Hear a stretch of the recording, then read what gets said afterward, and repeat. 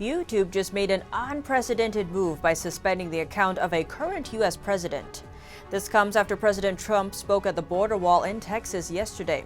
But what did Trump say in his speech that was so dangerous? On the topic of censorship by big tech, Parler CEO speaks about the fight for free speech. And it seems more and more users are leaving the traditional big tech platforms. Signal and Telegram just reported massive increases in users. So how does this all tie together? Tune into Deep Dive to find out. Hello and welcome. This is Deep Dive and I'm Tiffany Meier. Let's talk censorship. YouTube is making the unprecedented move of suspending the account of a current U.S. president. It says it will keep it that way for at least the next 7 days. YouTube has removed new content from President Trump's account and is suspending his channel for at least a week. In a statement to the Epoch Times, YouTube says it took the action after careful review and in light of concerns about the ongoing potential for violence. It says it issued a strike for violating policies for inciting violence and has acted in accordance with its long-standing strike system. YouTube is also disabling comments under the channel's videos indefinitely. A video of the president's speech on Tuesday in Texas was removed from his channel by midnight Eastern Time. In the speech, Trump noted the reduction in illegal border crossings and remarked on the progress of the wall's construction. He also called for respect for law enforcement, likely referring to his recent ban from Twitter, Facebook, and other tech companies. The president also said free speech is under assault like never before. President Trump spoke at the border yesterday. Let's look at what was said in the video. If you check the White House YouTube channel for the video, this error message comes up. While YouTube has removed all trace of it, we have a backup on our channel. I'll link the full speech below, as well as the full transcript from the White House. So what did Trump say that was so dangerous? Standing in front of construction equipment and a section of the border wall in Alamo, Texas, President Trump touted the success of the 450 miles of border wall. We've worked long and hard to get this done. They said it couldn't be done, and we got it done. One of the largest infrastructure projects in the history of our country. He spent years bargaining and battling with Democrats to secure funding for the project amid a surge in illegal crossings over the border with Mexico. Trump credited the wall with a plunge in illegal crossings, including people with criminal records such as murder. He also mentioned the events at the Capitol, saying millions of our citizens watched on Wednesday as a mob stormed the Capitol and trashed the halls of government. As I have consistently said throughout my administration, we believe in respecting America's history and traditions, not tearing them down. We believe in the rule of law, not in violence or rioting. He also talked about censorship. Free speech is under assault like never before. The 25th Amendment is of zero risk to me, but will come back to haunt Joe Biden and the Biden administration. As the expression goes, be careful what you wish for. And as for impeachment, he called it a continuation of the greatest and most vicious witch hunt in the history of our country. The impeachment hoax is a continuation of the greatest and most vicious witch hunt in the history of our country and is causing tremendous anger and division and pain, far greater than most people will ever understand, which is very dangerous for the USA, especially at this very tender time. Now is the time for our nation to heal, and it's time for peace and for calm, respect for law enforcement and the great people within law enforcement, so many are here, is the foundation of the MAGA agenda. And we're a nation of law and we're a nation of order. That is why we're here today to talk about what we must do to uphold the rule of law in America and how we must continue to support our law enforcement heroes, which is exactly what you are. And on the topic of big tech, Trump said, I think that big tech is doing a horrible thing for our country and to our country. And I believe it's going to be a catastrophic mistake for them. Adding, but there's always a counter move when they do that. I've never seen such anger as I see right now, and that's a terrible thing. This speech marks the first time the president has spoken publicly since he was permanently suspended from Twitter. As for barring Trump, YouTube and Twitter aren't the only ones. Facebook banned Trump indefinitely from its platforms, and the chief operating officer says they have no plans to lift the ban. Facebook's Sheryl Sandberg said in an interview with Reuters, "In this moment, the risk to our democracy was too big that we felt we had to take the unprecedented step of what is an indefinite ban," adding, "and I'm glad we did it." She said the company has, quote, "clearly established principles that say you cannot call for violence." Trump, in response, told reporters he believes his comments were appropriate. "People thought that what I said was totally appropriate," adding, "We want no violence, absolutely no violence." Trump noted the riots over the summer and pointed to speeches and rhetoric by various political leaders over the past year during historic riots as ones that incited violence. He says that was the real problem.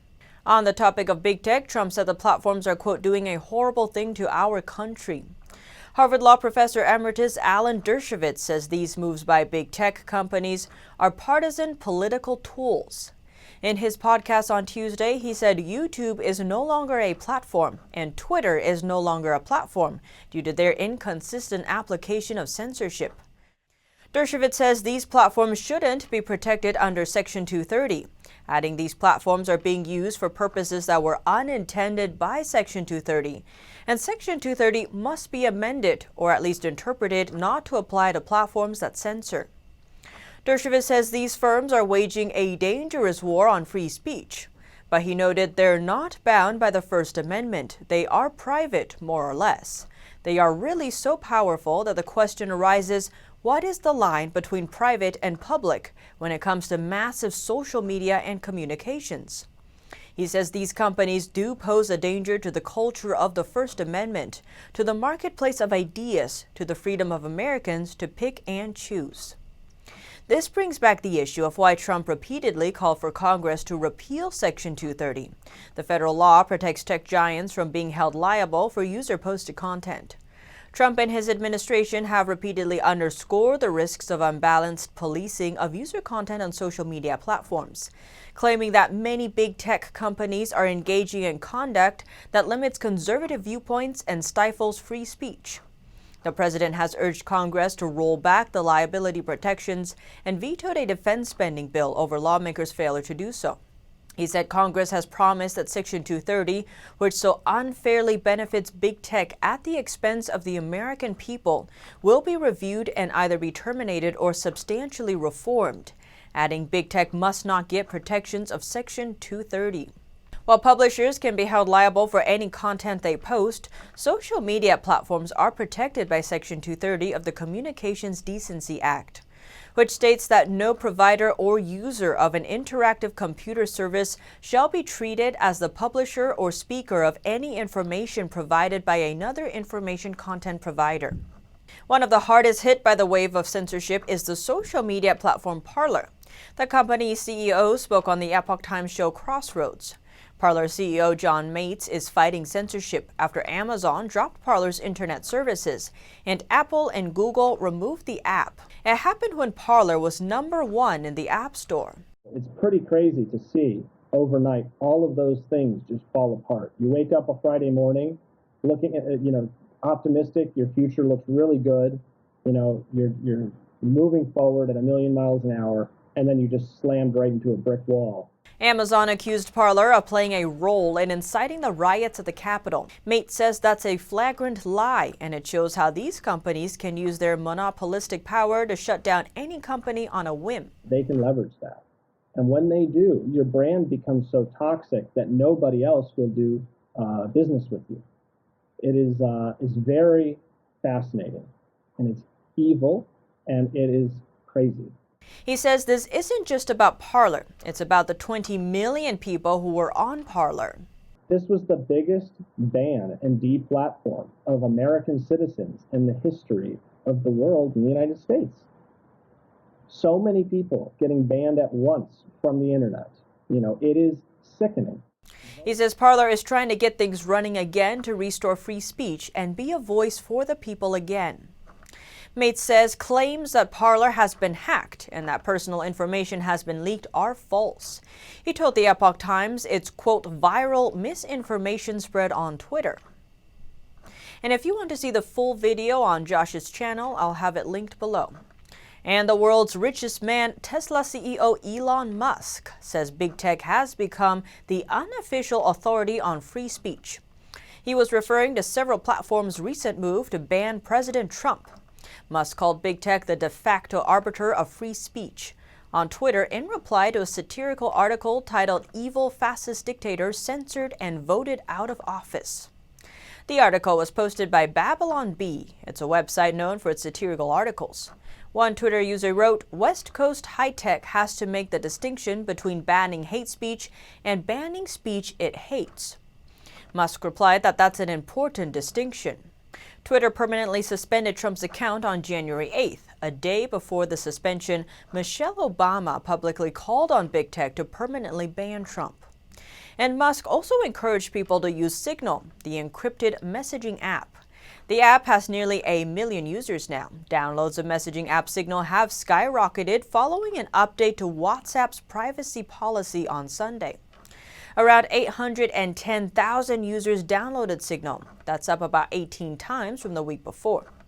WhatsApp's new terms mean it can share user data with its parent company, Facebook, including location and phone number. Privacy advocates question the move, citing Facebook's track record in handling user data. Many even suggest migrating to a different platform. And as to Signal, it's had to buy new servers to handle the increasing traffic. Until now, the nonprofit app was largely used by journalists and human rights activists looking for a more secure and encrypted messenger. WhatsApp's update, meanwhile, will be released on February 8th. It will affect all countries outside of Europe and the UK. And it's not just Signal that's seeing a rise in traffic. Telegram trails behind Signal as the #2 most downloaded in the App Store. According to Reuters, Telegram saw 5.6 million downloads around the world between Wednesday and Sunday. Telegram tweeted the company just surpassed 500 million active users.